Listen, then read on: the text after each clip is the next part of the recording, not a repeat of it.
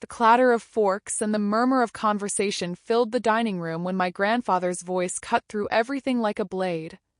"So, Emma," he said, his eyes narrowing on me across the polished oak table. "How's life in the apartment I paid for?" The room went dead silent.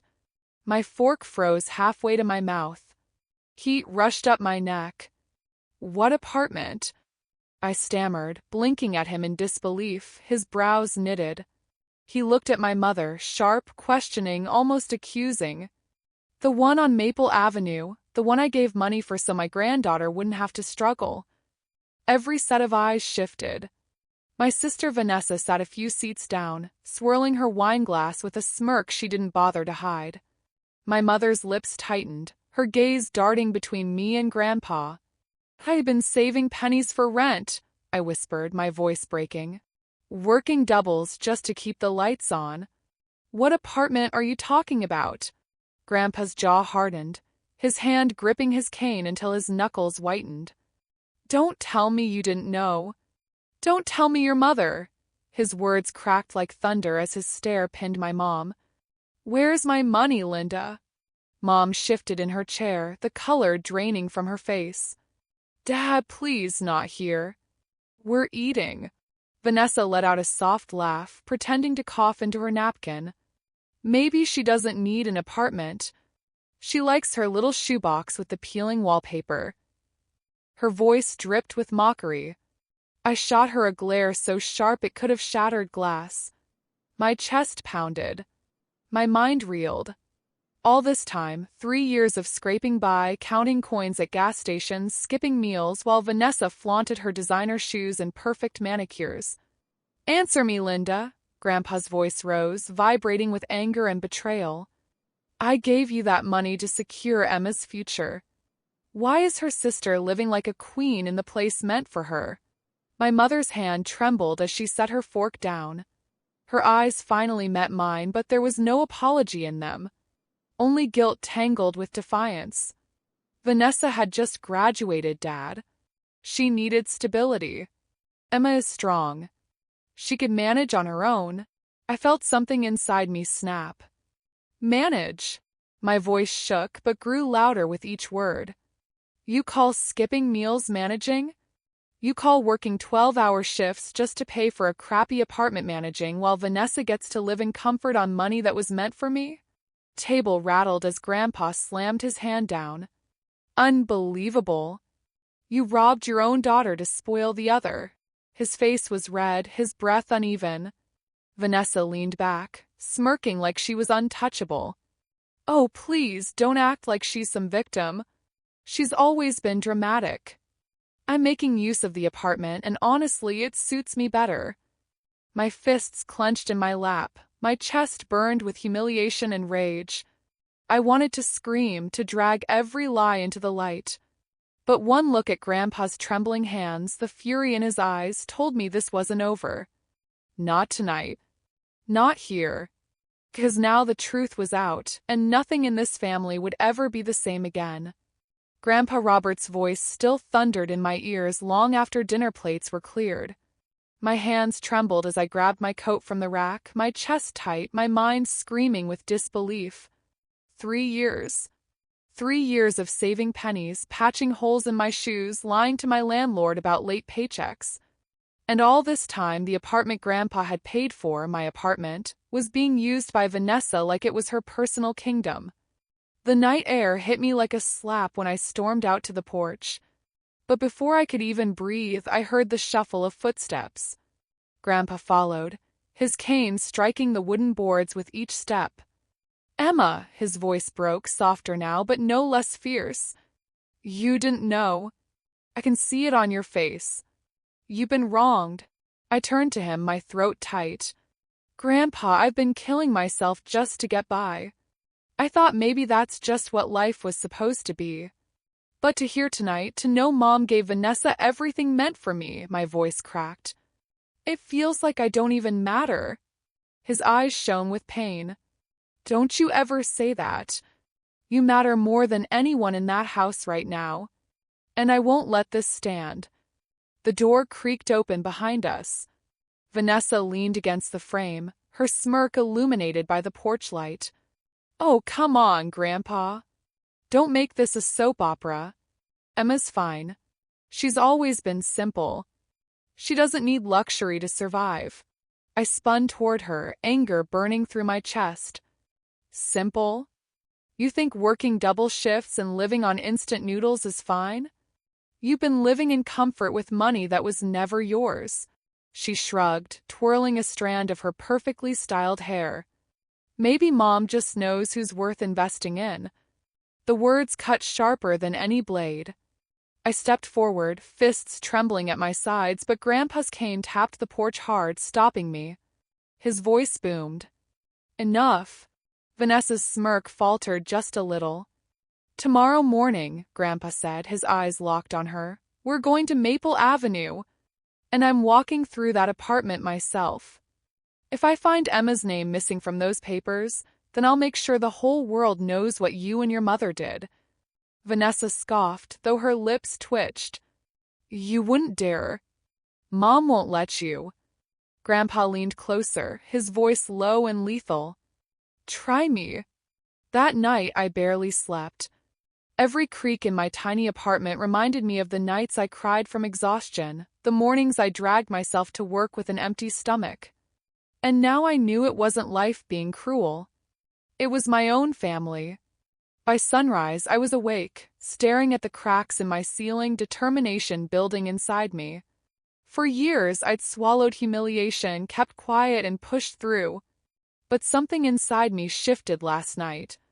I wasn't going to stay silent anymore. At 9 a.m., Grandpa pulled up in his old Buick. His face was hard, set with purpose. I slid into the passenger seat, nerves coiled in my stomach. "Ready?" he asked. I nodded, even though my hands shook. "More than ever." We drove in silence until the red-bricked building of Maple Avenue loomed ahead. My chest tightened as we parked. The apartment looked pristine, with white shutters and flower boxes spilling with color, a far cry from my dingy studio with rusted pipes. And there, through the wide bay window, I saw Vanessa. She was lounging on a velvet sofa, sipping coffee from a gold-rimmed cup like she'd been born into royalty. My blood boiled. Grandpa pushed open the door, his cane striking the tiled floor with authority. Vanessa's head jerked up, her face paling as she scrambled to her feet. "What are you doing here?" she hissed. "I came to see the apartment I paid for," Grandpa snapped.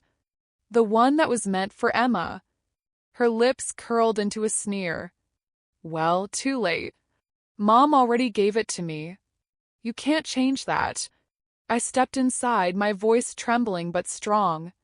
"Watch me." The room smelled of lavender candles, the air heavy with warmth. Every inch screamed of luxury, the rug, the chandelier, the neatly arranged art pieces. My throat burned with anger at the contrast to the mold-stained walls I lived in. "This should have been mine," I whispered, my voice breaking. "All those nights I cried, all the times I thought I was worthless, it was because of you." Vanessa rolled her eyes. "Don't be so dramatic, Emma. You're fine. Look at you. You survived." Grandpa's cane slammed against the floor so hard the chandelier shook. His voice thundered. "You stole her dignity, her safety, her future.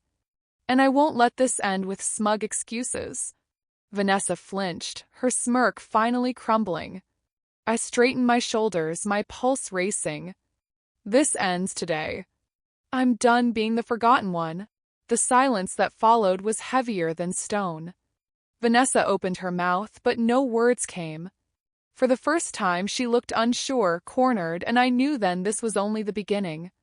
The slam of the apartment door echoed through the hallway before I even turned. Mom, Linda, stood there, her face pale, her breath sharp as she clutched her purse like a shield. "What's going on here?" she demanded, her voice trembling with forced authority. Grandpa Robert didn't hesitate. "You know exactly what's going on. I gave you money for Emma, for her safety, her future. And you let Vanessa," he jabbed his cane toward my sister, "squat here like some entitled queen while Emma scraped by in misery. Mom's lips tightened, her eyes flicking from me to Vanessa.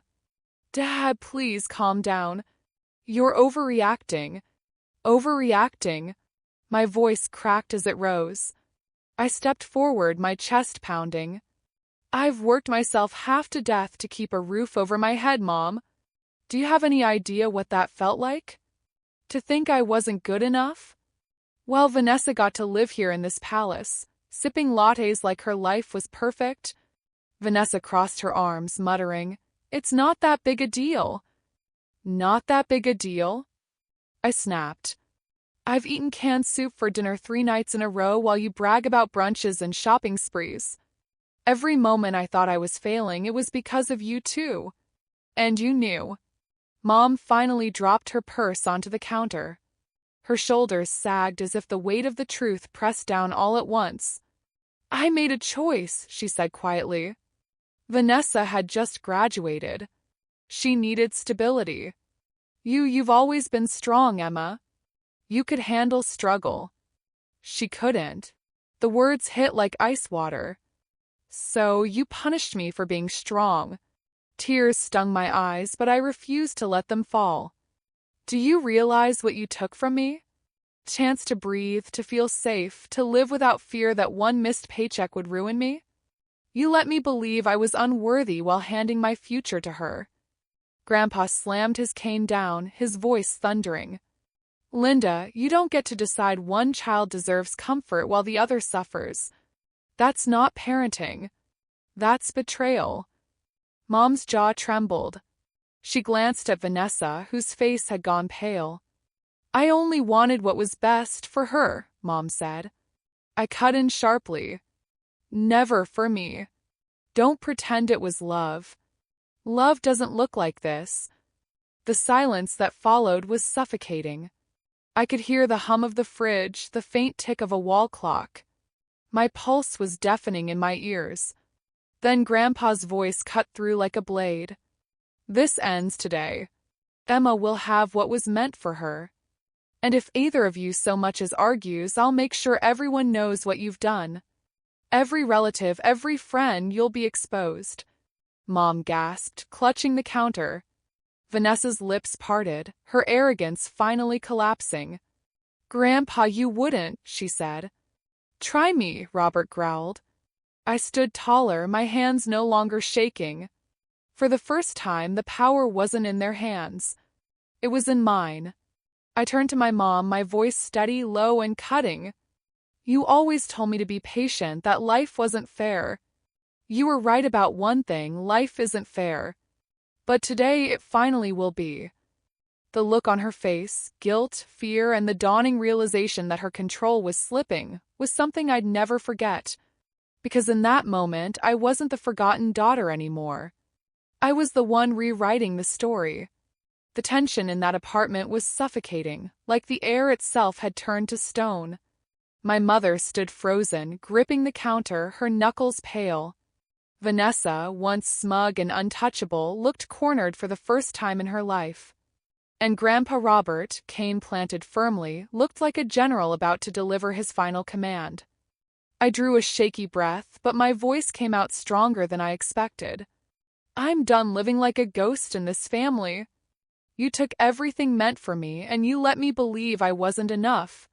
That ends now. Mom's lips trembled. Emma, you don't understand. No, you don't understand, I cut in, my words sharp as glass. I've spent years breaking my back, wondering why I had to fight for scraps while Vanessa strutted around in comfort. And tonight I found out the truth. You chose her. You decided my suffering was acceptable as long as she was comfortable. Vanessa shifted uncomfortably, her arms crossed tight. It's not like you were starving to death. You survived. Honestly, it made you tougher. My blood boiled.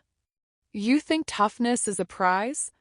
You think sleeping in a freezing apartment with the heat shut off builds character? You've never had to wonder if you could make next month's rent. You've never cried over groceries you couldn't afford. And you call that toughness? Grandpa's cane slammed against the tile, the sound cracking through the silence. Enough. This is over. Emma, this apartment belongs to you. You'll move in as soon as possible. Mom's head jerked up, panic flashing in her eyes. Dad, you can't just throw Vanessa out. She's built her life here. Robert's glare was ice cold. She built her life on lies, on stolen money.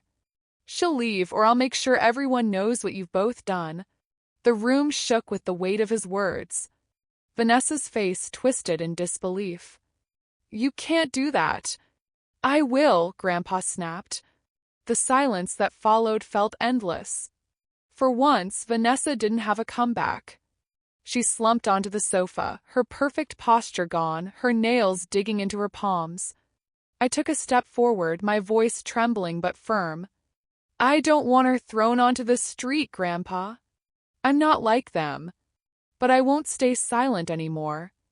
This apartment is mine, and she leaves. Period. Mom's voice cracked. Emma, please don't do this.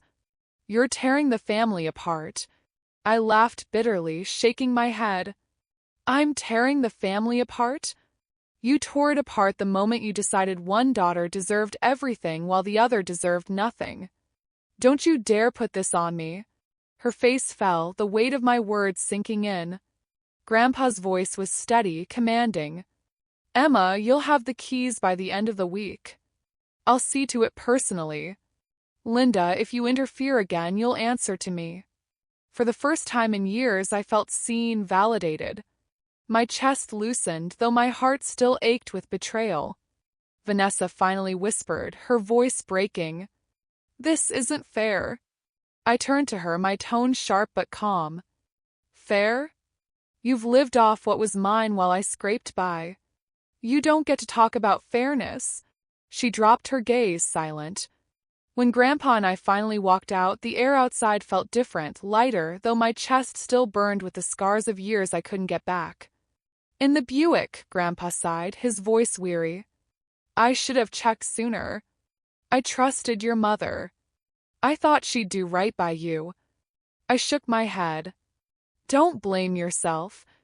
You gave me a gift. They stole it. That's on them. He reached over, placing a trembling hand over mine. You're stronger than you know. But you deserve more than just strength.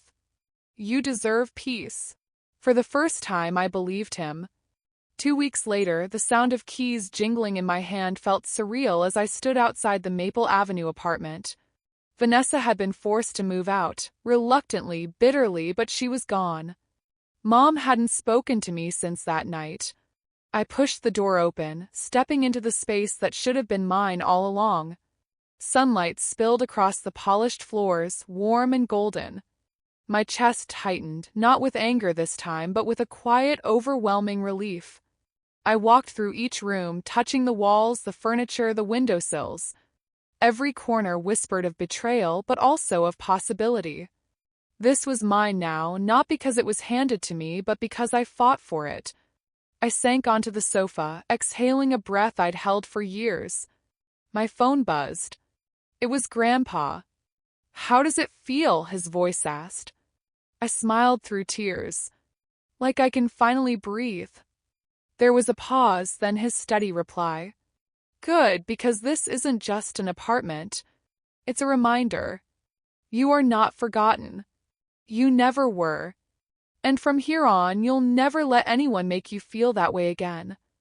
I glanced out the window, the city alive beyond the glass. For once, the future didn't feel like a punishment. It felt like a promise.